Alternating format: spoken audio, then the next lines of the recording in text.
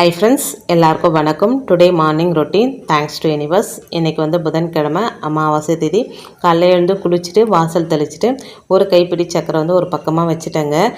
நம்ம வைக்கலைன்னா கூட எறும்பு அங்கே சுற்றிக்கிட்டு இருக்குங்க. நம்ம ரெகுலராக வைக்கிறோம் அப்படின்னும் போது அதுங்க காத்துக்கிட்டு இருக்குது. அதனால் ஞாபகமாக ஒரு கைப்பிடி சக்கரை வச்சுட்டேங்க. வேலியும் போட்டுட்டேங்க. இது பிளாஸ்டிக் வேலி தான், ஸ்கொயர் ஃபீட் கணக்கில் வாங்கிட்டு வந்திருந்தாங்க. இனி பயம் கிடையாது. இது போட்ட பேலன்ஸ் இருந்தது, அதை சைட்லேயும் போட்டிருக்குறேங்க. இந்த சைடு துளசி செடி, வேப்பிலை, மருதாணி செடி, அது மட்டுமே இல்லாமல் நாங்கள் வெத்தலை செடியும் வச்சுருக்குறோங்க. தொட்டியில் வச்சா சரியாக வரலை, அதனால் சைடில் வச்சுருக்கோம் பாருங்கள். நல்லா தளிர்த்து இப்போ தான் வந்துட்டுருக்கு. இது எல்லாமே ஆடு மேய்ஞ்சது தாங்க. பொதுவாக துளசி ஆடு மேயாதுன்னு சொல்லுவாங்க. இங்கே இருக்கிற ஆடுங்க எல்லாத்தையும் மேய்ஞ்சது. வேப்பிலை செடியே மேய்துன்னா அப்புறம் துளசி செடியை மேயத்துக்குண்ணே.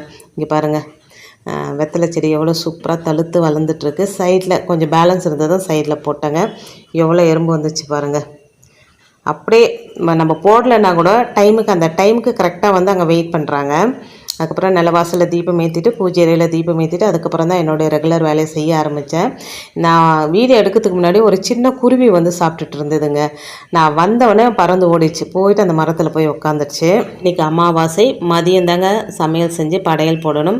முன்னோர்கள் வழிபாடு, குலதெய்வ வழிபாடு ரொம்ப ரொம்ப முக்கியம். தமிழ் மரபில் ரொம்ப முக்கியமான ஒன்று குலதெய்வ வழிபாடு. ஒரு குடும்பத்தோட பாதுகாப்புக்கும் வளர்ச்சிக்கும் குலதெய்வம் முக்கிய காரணமாக சொல்லப்படுது. ஆனால் நிறைய பேருடைய வாழ்க்கையில் ஒரு விசித்திரமான அனுபவம் நடக்கும். இந்த வாரம் குலதெய்வ கோவிலுக்கு போகலாம் அப்படின்னு முடிவு செய்வாங்க. அதுக்காக தேதி பார்த்து திட்டம்லாம் போடுவாங்க. ஆனால் அந்த நாள் வருவதுக்குள்ளே ஏதாவது ஒரு காரணம் தோணும். சில நேரம் உடல் நலக்குறைவு, சில நேரம் திடீர் வேலை, சில நேரம் பயணத்தடை. அப்படி திட்டம் மீண்டும் மீண்டும் தள்ளி போய்கிட்டே இருக்கும். இது போன்ற சம்பவங்கள் சாதாரணம் அப்படின்னு நினைச்சாலும் நம்மளுடைய சாஸ்திரங்களும் முன்னோர்கள் கூறிய மரபுகளும் இதுக்கு பின்னால் ஒரு ஆழமான ஆன்மீக உண்மை இருப்பதாக சொல்லப்படுதுங்க.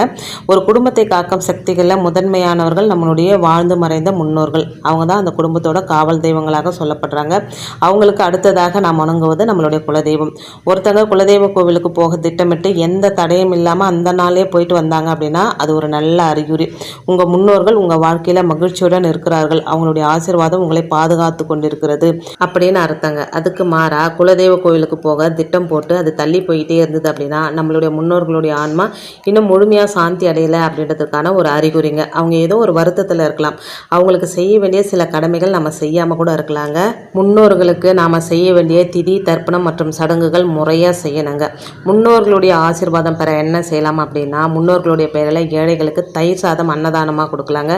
தினமும் காலையில் காகங்களுக்கும் பறவைகளுக்கும் உணவு கொடுக்கலாம்.